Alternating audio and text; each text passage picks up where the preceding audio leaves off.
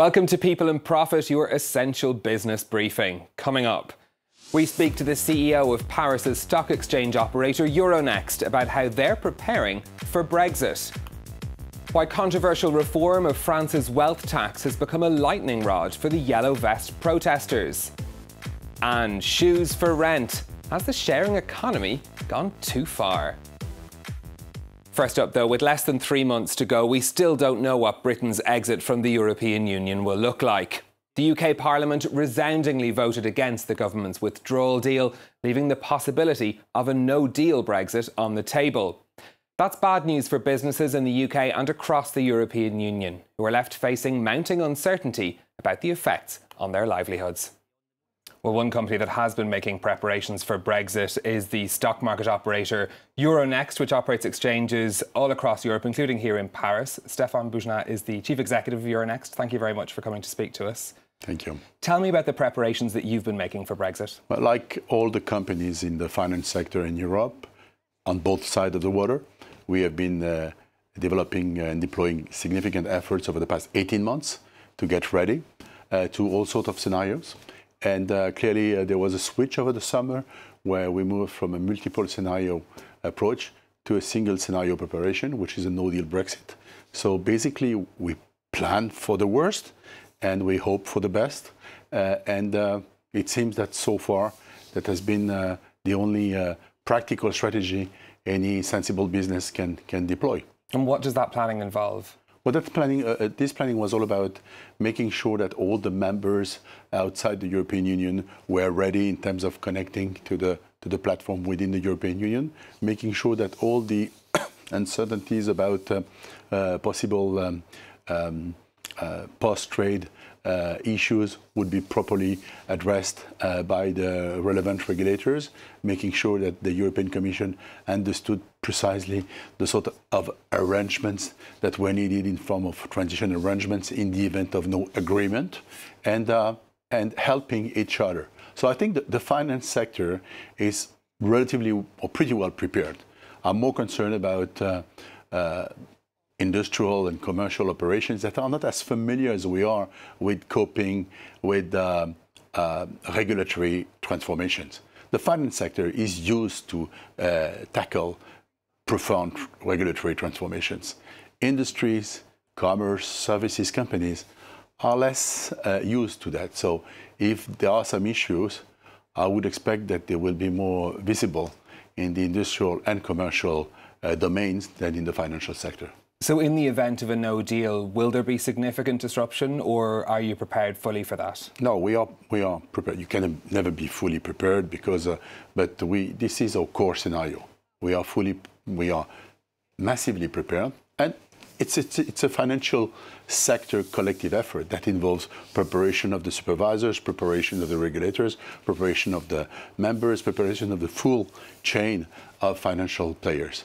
I believe that it should be okay from the financial sector point of view.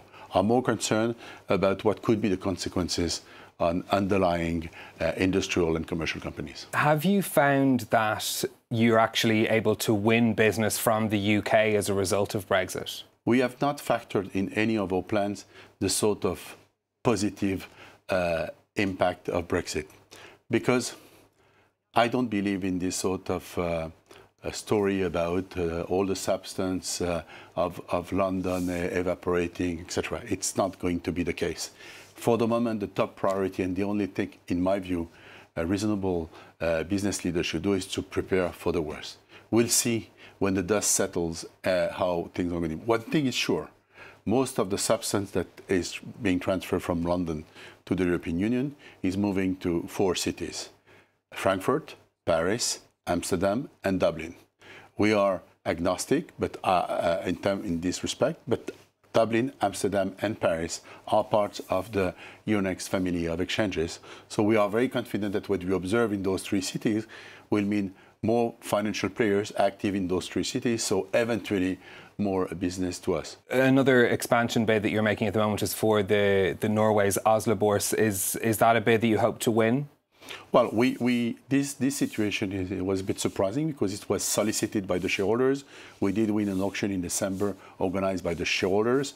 We are today owning directly and indirectly 50.5% of the shares in a combination of shares we own and hard, irrevocable, non-retractable undertakings. So we are confident that the deal can proceed properly, but we need to build a consensus locally to support the transaction. We need to respect the time that is needed by the board of directors of Oslo Børs to analyze the transaction, to analyze whether they have options or not. We have to respect the time needed by the local regulators to decide whether Euronext is a fit and proper operator of Oslo Børs, as we are in Portugal, France, Netherlands, Belgium, London, and in the island. And I believe that in the next few weeks, we will be in a position to better explain what our industrial project is all about. So the fit is good. It makes a perfect sense to make Oslo Børs, which is a strong company, even stronger. We just need time to explain the transaction. When we look at everything that's happened as regards Brexit over the past 2.5 years, huge volatility on the stock markets. Is that something that your business has expanded to deal with? Is volatility good for your business? Yeah, volatility is good for our business. Volatility is good for capital markets.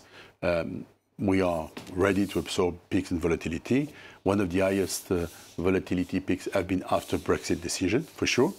But what is important is to make sure that capital markets and financial markets in general are able to continue financing the real economy, irrespective of trends on interest rates and irrespective of uncertainties on global growth. So that's why we believe that in addition to volatility management, where we need to cope with it and to answer the needs of investors, we need to make sure that we have enough listings in our market and that all markets are sufficiently attractive to make sure that the ones who have too much money, the investors, and who are looking for yield, are meeting the ones who don't have enough money, the issuers, the companies that need equity and own funds. Having too much money, what a problem. Stéphane Boujnah, Chief Executive of Euronext, thank you very much for speaking to us. Now, here in France, President Macron has kicked off a series of town hall debates aimed at addressing the concerns of the Yellow Vest protesters. One of the lightning rod issues has been changes to the country's wealth tax, which were implemented last year. The reform is seen as a gift to the richest people in France, and protesters want it scrapped. Now, France has imposed some form of a wealth tax since 1945. Kate Moody's been looking into its evolution. Kate. Well, Stephen, the latest iteration, the solidarity tax on wealth, was enacted in 1989. It imposed an additional tax of up to 1.5% on French residents with more than 1.3 million euros worth of total assets, including investments, savings, or luxury goods like yachts. About 351,000 households were impacted. In 2017, it brought in between 4 and 5 billion euros to the government. In 2018, Emmanuel Macron reformed that measure to apply only to real estate holdings worth 1.3 million. About 150,000 taxpayers fell into that category. The first estimate in September 2018 suggests these changes have so far cost the government 3 billion euros. Now, before the change, data showed hundreds of taxpayers who would have been subject to the wealth tax were moving overseas each year, although the direct correlation is hard to prove. President Macron thought that lowering taxes on the wealthy would encourage them to stay and spend their money in the French economy, creating growth and jobs. Combined with other reforms, the changes to the wealth tax have changed the perception of France. A survey at the end of 2018 suggested 3/4 of executives thought France was an attractive place to do business, a threefold jump from 4 years earlier. France is far from the only European country to grapple with the issue. Italy has also replaced a wealth tax with a levy on real estate. The Netherlands imposes as much as a 30% tax on profits from savings, property and investments above a certain threshold. And since the financial crisis, the Spanish government imposes a wealth tax on assets worth over 700,000 euros. Stephen? Kate, thank you very much for that. Now, the sharing economy, be it Airbnb or BlaBlaCar, has become part of many of our lives. Now a French shoemaker is taking the idea further, allowing its customers to rent shoes for a monthly fee instead of buying them. Those in favour say it's cheaper and better for the environment, but others think it might be oversharing. Julia Seeger has the story. Ines Richard usually buys around 7 pairs of shoes a year. But by paying €39 a month, she will now be able to change her mind and return these boots in 2 months, as she's now a member of a shoe rental service. My budget has recently decreased, and it's a more responsible way of consuming. Instead of having lots of shoes that I pile up at home, that's not good. The French brand Bocage is currently testing this new service with 30 of its best customers. The idea is simple.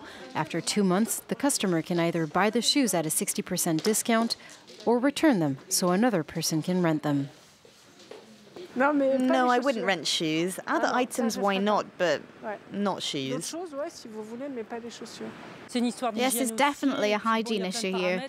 Shoes are very personal, you know. I know I really wouldn't want to wear someone else's shoes. But before being rented again, these shoes are repolished.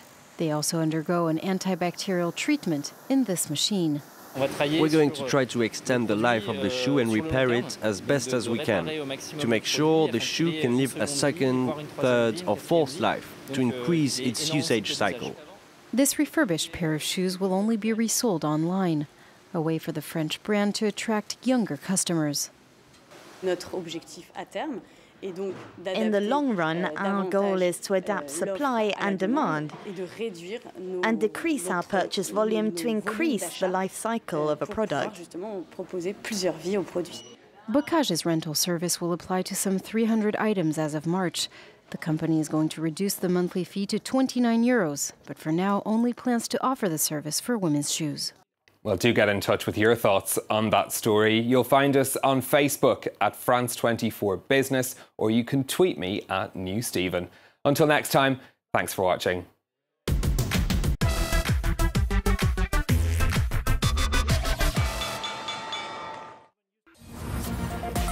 Africa News, your eyes on Africa. Bringing you the latest from across the continent. Eye on Africa, presented by Georgia Calvin-Smith on France 24 and France24.com.